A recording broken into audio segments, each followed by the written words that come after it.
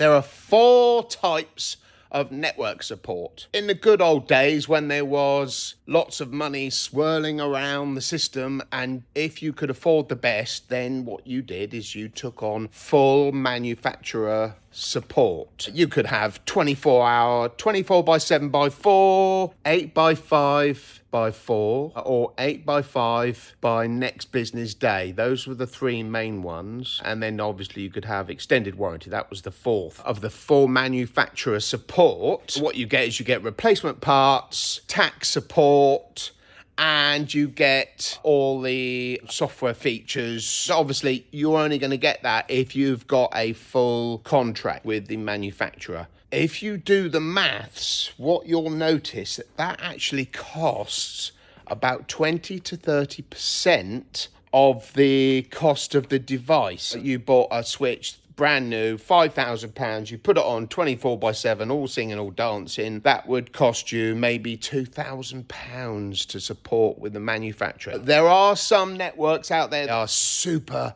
important to have that with the manufacturer. Gold standard, full support. Then there is third-party support. Now that is where you still get your tax support, and you can still have 24 by 7 by 4 if you want to, and a replacement part will turn up. But what you don't get is the ability to call upon features and firmware updates. A third-party support company cannot provide that. You can only get it from the manufacturer, and that is why third-party support companies survive and thrive in this world, because what they do is they encourage you to leave at least one device on full support with the manufacturer so that you can get those firmware updates. And they say to you, bank them, even if you don't need them, download them, keep them up to date.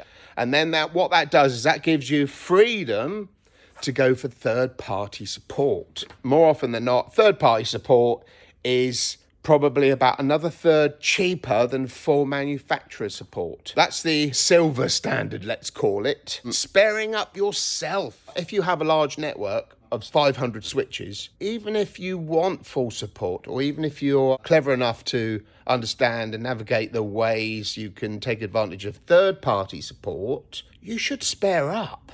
Have some of those on site at the different locations, a couple in each of the data centers. If you've got a network spread across the country, for example, you don't necessarily need to put all 500 of those switches on your network onto support, because you can just spare it yourself. And it is considerably cheaper. I mean, we're talking maybe up to 80% cheaper than manufacturer or even third-party support. Sparing up is the cheapest of the main 3 support options for networks, because at 3 o'clock in the morning, if a part of a network goes down, the manufacturer and the third-party maintenance support company cannot compete with hardware on site 10 minutes, can they? So sparing up makes common sense for very large networks, and it's also the cheapest way of supporting a network. You won't get any tax support, you won't get any features or anything like that. You are on your own. But the sparing up, now that's a good one, because once you've bought that spare, which could be about 1/10 of the cost of hardware support, be it from the manufacturer or a third-party company, the following year, you own that equipment. There isn't a fee. There's no charge. Year 1, there's a small fee for paying for some spares, but year 2, cost for supporting that area of the network is 0. Surprise, surprise. The manufacturer and third-party companies, they know that, because how do you think they support your network?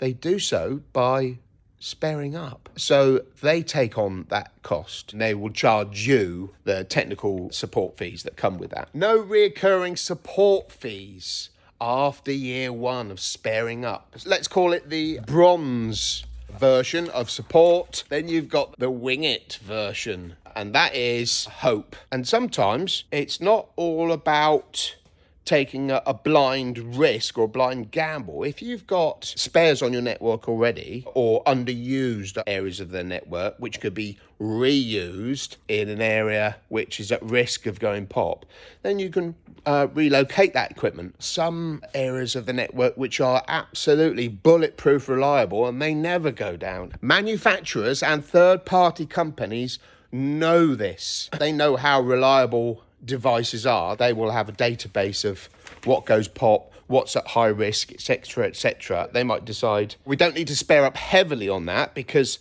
we know that that particular device is inherently reliable. The world is obviously in a bit of a financial pickle at the moment, and everybody's looking to save money, and there are a lot of networks out there at the moment hoping that their network doesn't go down, and perhaps they're not renewing their contract with the manufacturer. If I couldn't afford to roll over or renew third-party support contract, I would then spare up. Sparing up in today's support world is actually the cheapest, most cost-effective and reliable way of supporting your network. I wouldn't advocate taking a risk because without a network in your business, you don't have a business. Must go. Catch you later. See ya. Bye.